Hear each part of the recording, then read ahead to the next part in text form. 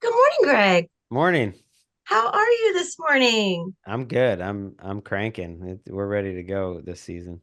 By the way, I love your sign. Be nice or leave. Yes, That's great. yes. That's if you go to New Orleans, you'll see those all over the place actually. That's fantastic. So, Greg, tell me what got you into sports and then specifically into football and being such a pundit for it. Look, I was just obsessed with sports as a kid. I was the type I just made up my own sports, my own notebooks, was writing down all the stats, and it took me a little while to realize you could make a career out of that. But yeah, at one point I just started writing baseball, football, everything. I was into it all, and football, let's be honest, is the most popular, and that was where the jobs were. So I went to that. Well, plus, I feel like it's a little bit less work because they play like every single day, multiple games, and football, it's like kind of weekly. I think you're right. Although I'm testing that with this new show, NFL Daily, which in the title, it's like, okay, we got to make this thing happen. But you're absolutely right. I often think how our off season, because I live on the football schedule for 20 years, is so much longer and nicer than the NBA or baseball off season. And so I'm with you. Football's the way to go. So, what can people expect to learn with NFL Daily? Yeah, I'm hosting it, but we have a rotating great group of co-hosts: Colleen Wolfe, Patrick Claybon, Steve Weiss, Nick Shook, and so we're there previewing all the games. We have fun playing games during the week, and then when the games happen Thursday night, Monday night, Sunday night, we're recapping them all afterwards, and it's there in your podcast feed every morning. As you're prepping for these podcasts, is there has there been an event in recent years that's happened and you thought, oh my God, we have to talk about this tomorrow?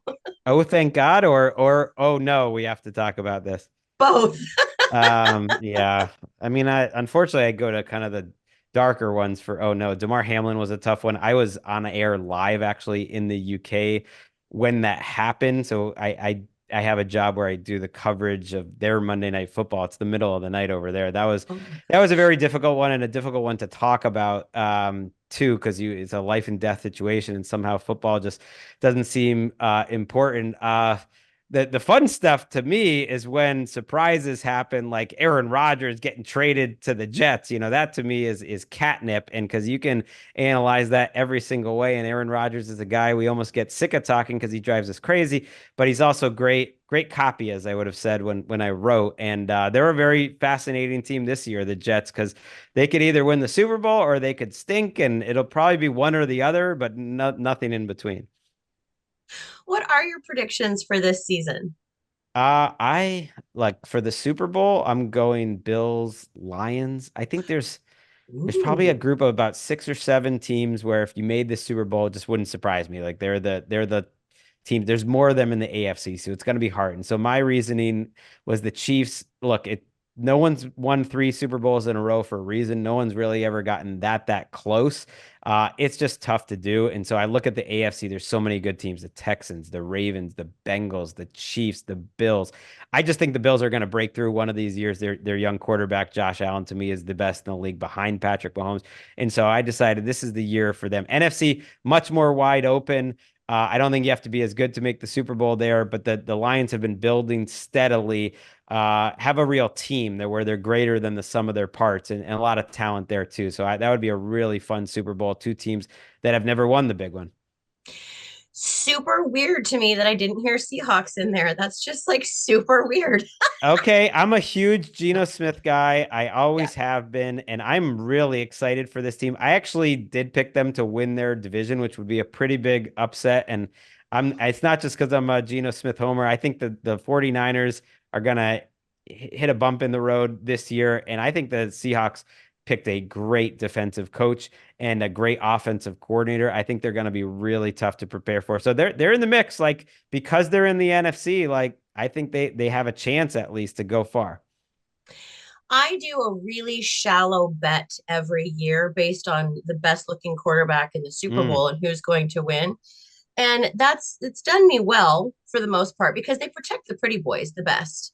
And so, I've seen it kind of work. Now Seahawks have a coach that you could swim in his dimples. Like this is Oh, wow. insane that Okay. we have one of those. So I'm interested to see how that plays in to our winning this year. I know it's super shallow, but it's worked. See, now if that was true, then Jalen Hurts, I feel like, and the Eagles would have gotten it done because that's a handsome man. And but he played great. So he played great in the Super Bowl. It was his defense that was the problem. What's what's been your favorite part about being involved with the NFL broadcasts in a myriad of different ways? What do you love the most about it? Ah, great question. I think the anticipation, the fact that it's once a week, that you only get 17 of these games for each team, and the excitement of like of a week one, it's just like unwrapping a present. It's just different than other sports. It's a lot of anticipation. It's getting ready, but as a career, that it's different every year. That the roles always change of what they ask me to do or what I do, but also just the stories change, the teams change, and to me that's exciting because it doesn't matter how much you think you know, it's always going to change. The teams are always going to be different. They're always going to surprise you. The stories are always going to be new, and so that helps. It doesn't feel like a 9 to 5 where you're just doing the same thing day after day. Yes, that can get a bit monotonous, can't it? Right. I've been there too. I've been there too. So you said that when you were young, you dabbled, you did the loved sports for all of the sports. And you said that, football was the most popular, but was sports big in your family leading to that? Or did Mm. you just like one day be like, hey, sports, and everyone else is off playing like the oboe somewhere?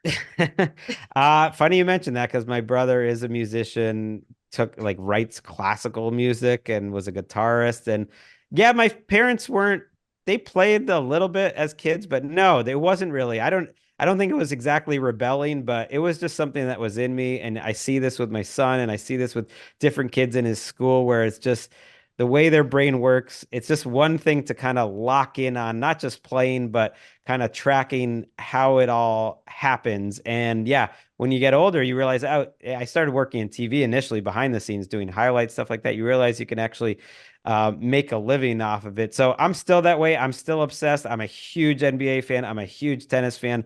I'm a casual fan of other sports too. So even though it's my career with the NFL, the other stuff is in a way just as fun because I don't have to worry about working the second the game ends. I have a superficial question for you because that's my shtick. Everyone thinks that I'm the dumb blonde that doesn't know anything about sports at work. So let's lean into that. What's your favorite outfit of any of the teams? Oh, good call. I mean, this is a basic answer, so it That's a shows my basic question. limitations, but it's the powder blue Chargers uniforms. I like the Kelly Green Eagles. So, these were both older uniforms that they now bring back a couple times a year. The Chargers are now wearing them more often, but that's a beautiful uniform. I think the two LA teams actually both I like the Rams new uniforms as well, but the Chargers would be number one. I do like our what is that? Something green, the Seahawks, the Yep. crazy. Though Yeah, that that one's a little too much for me. I gotta be honest. I like it when they go, they maybe it's just because of when I grew up, but when they wear those really, I'm colorblind, but those really bright blue ones that were from like the 90s when who was their quarterback? Like Dave Craig was their quarterback back then, mm-hmm. and those are cool ones. Yeah.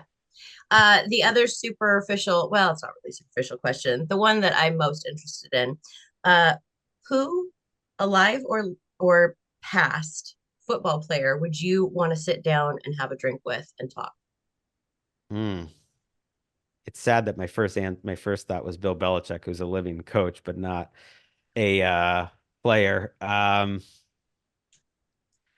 It would be cool uh to sit down. I immediately go to the current guys. Like Lamar Jackson to me is a fascinating guy. I've always been a huge fan of him. I've heard great things about what it's like to be around him. So maybe it's being selfish that like that would be cool, not just for my career. I don't need to tape it or anything, but just to know how this guy ticks because everything I've heard is he's a different sort of cat. I've had people that know him pretty well, and that he's a tough guy to get to know. So I would want to try to crack that nut. Gregg Rosenthal, podcast NFL Daily is on daily, correct? That's it. Although technically, Monday to Fridays in the off season, and now we're cranking in the season, and it's every single day. Yeah, and we put it up overnight so that when people wake up, it's there waiting for you. Love it. Thank you so much for your time today. I really appreciate it. Appreciate it, Amanda. Take care.